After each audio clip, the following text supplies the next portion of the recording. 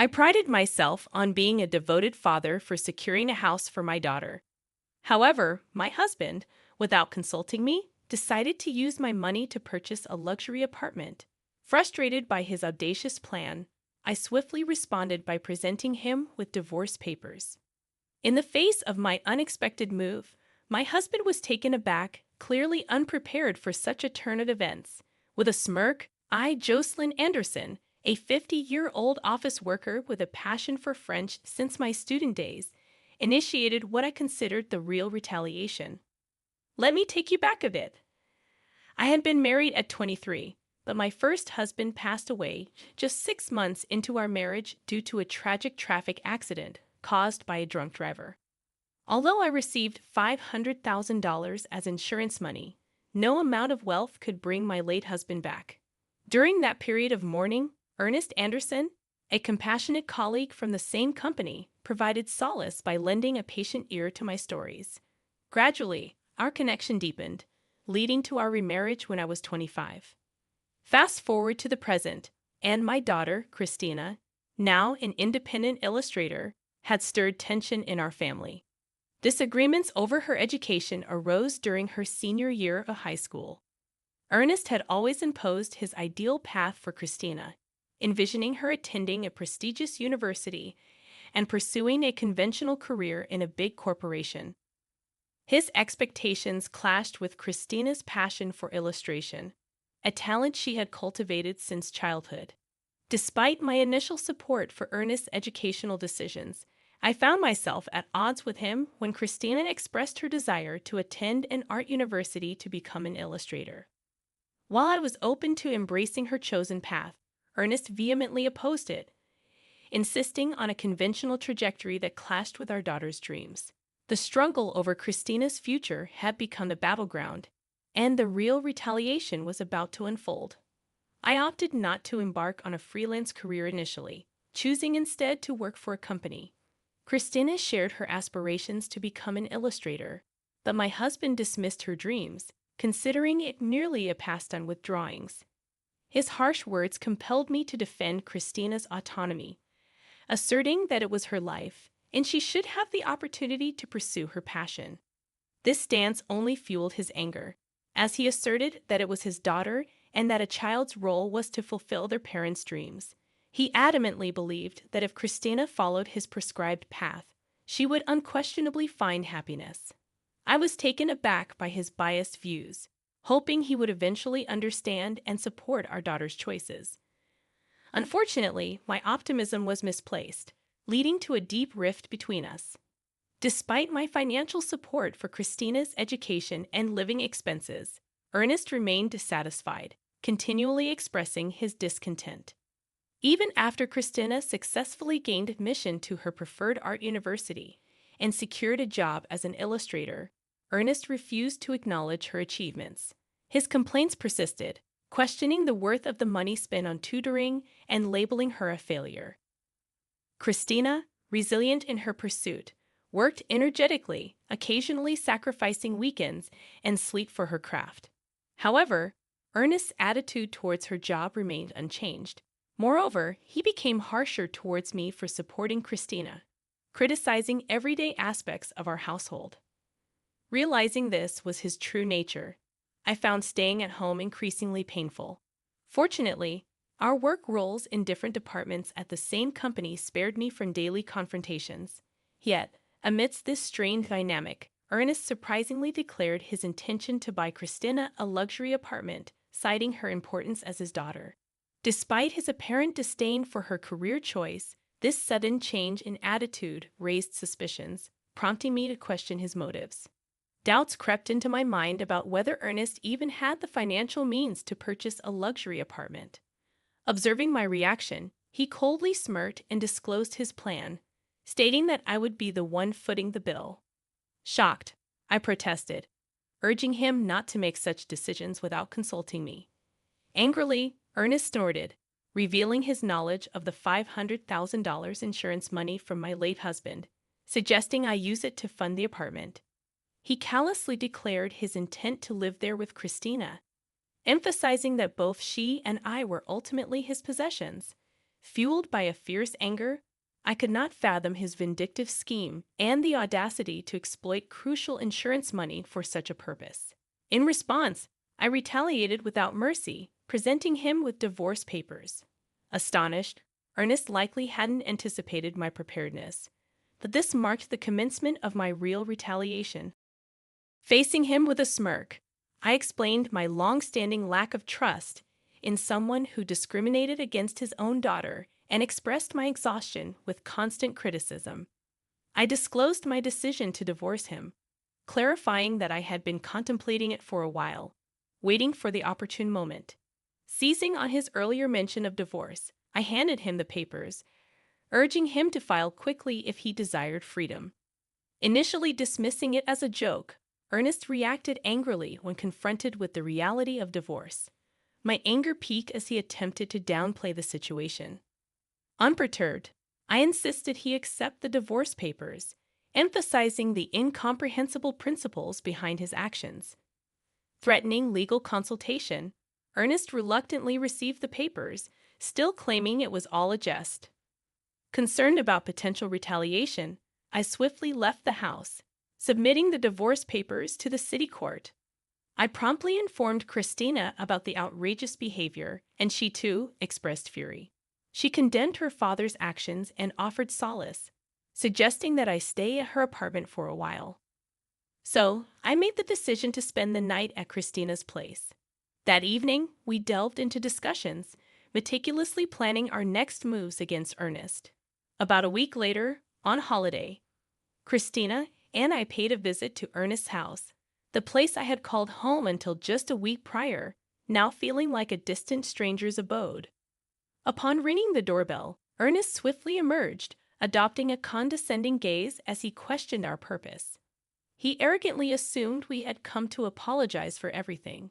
Despite the infuriating condescension, I suppressed my anger and spoke in a meek, apologetic tone, claiming that I had indeed come to apologize for my wrongdoings. Christina, playing the role of a repentant daughter, echoed my sentiments. Oblivious to the theatrics, Ernest appeared genuinely pleased, believing we had come to our senses. However, his curiosity was piqued when he noticed the bags we carried, bags so full they were on the verge of bursting, tied up tightly to conceal their contents. From one of the bags, I extracted a bundle of actual $10,000 bills. Expressing remorse for my actions, I offered him some of my late husband's insurance money, urging him to use it to live in the luxury apartment with Christina. I mentioned the $500,000 total and asked him to keep it safe. Ernest's eyes gleamed at the sight of the money, and he eagerly agreed to safeguard it. He led us into the house without hesitation. Despite having left just a week earlier, the place was in disarray, with laundry and garbage scattered about. Suppressing laughter, I imagined Ernest's struggle to maintain the house on his own. Christina and I placed the bag's contents into the safe, excluding the $10,000 bundle. Fortunately, when Ernest went to the kitchen to make coffee, he remained oblivious to our actions. After returning to Christina's apartment, I grabbed the bags and left for a new place on my own. Christina bid me farewell with a smile, assuring me she would contact me once she was settled. 2 days later, while I was peacefully asleep in my new residence, Ernest called, inquiring about the $500,000. I chuckled heartily, realizing that he had taken longer than expected to notice. Ernest had fallen for our trap. The bags mostly contained just newspapers, cleverly arranged to create the illusion of holding $500,000. I had only prepared $110,000 from the bank to make Ernest believe my ruse. After depositing that money back into my account, it was no longer in my possession. If Ernest had probed further and asked to see inside the bags, I intended to reveal the truth, asserting that such an incredible deal couldn't possibly be genuine. However, deceived by just the $10,000, Ernest had been completely fooled. I had only prepared $110,000 from the bank to make Ernest believe me. After depositing that money back into my account, it was no longer in my possession. If Ernest had probed further and asked to see inside the bags, I intended to reveal the truth, asserting that such an incredible deal couldn't possibly be genuine. However, deceived by just the $10,000, Ernest had been completely fooled. Until now, you did terrible things to Christina and me, so I thought it was only fair to retaliate like this. If you want to resent someone, resent your past self, not me, I calmly stated. Ernest, looking troubled, began to plead, admitting his faults and asking me to return. Shocked by his selfish reasoning, I firmly rejected his proposal. I'm not an ATM or your housekeeper. You're an adult, handle it yourself. Besides, I'm in France now. This isn't just a vacation, it's an overseas transfer for work. I decided to divorce you and start a new life abroad. I revealed, explaining my decision to pursue my dreams and escape from him. Ernest, perplexed by the news, questioned why I hadn't informed him earlier. I dismissed his query, stating that we were practically strangers now, working in different departments. Furthermore, I revealed that Christina would contact him the next day through a messaging app. The following day, amidst the early hours due to the time difference, I initiated a video call through the messaging app with Ernest and Christina. Christina began expressing her sentiments, reminiscing about her childhood adoration for Ernest, but quickly transitioning to her current disdain. You completely dismissed my career choice. That's when I saw your true nature. You just wanted to control me. There was no love. Now, I hate you and never want to see you again. This call is the last time we'll speak. I'm cutting ties, Christina declared firmly, leaving Ernest visibly distressed. Unexpectedly calm, Ernest pleaded for her understanding, seemingly assuming Christina would always adore him. However, Christina remained resolute, urging him to reflect on his actions. She then informed him that she had moved, advising him not to attempt to locate her new address through investigators or any other means. Adding to her announcement, I informed Ernest that I had informed his workplace, relatives, and parents about the reasons for our divorce, ensuring transparency about our decision. With that, the call concluded, leaving Ernest to reflect on the consequences of his actions. After ending the video call with Christina, I mirrored her actions, ignoring Ernest's pleading apologies. His remorse no longer held any significance to me. Christina expressed a sense of relief, feeling liberated after voicing her true feelings.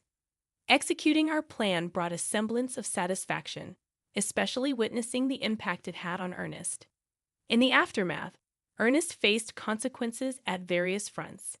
He became uncomfortable at work and eventually resigned. Disowned by relatives and parents, he had to abandon the luxury apartment purchase. His disruptive actions even led to a scene at Christina's workplace, resulting in a ban for entering. Ernest's selfish choices resulted in a cascade of losses, and he retreated into a reclusive existence at home.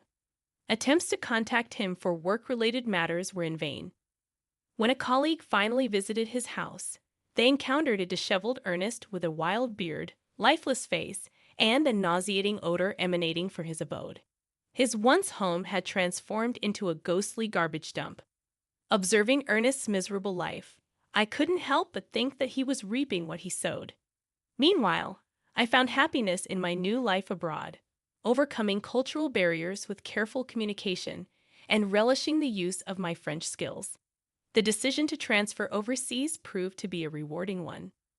Christina, thriving in her career as an illustrator, had been entrusted with significant projects. In our phone conversations, she conveyed her satisfaction, emphasizing the joy of pursuing her passion. As a parent, witnessing my daughter shine in her chosen path brought immense gratification. Despite the challenges and adversities, both Christina and I emerged from the ordeal radiant and fulfilled in our respective lives.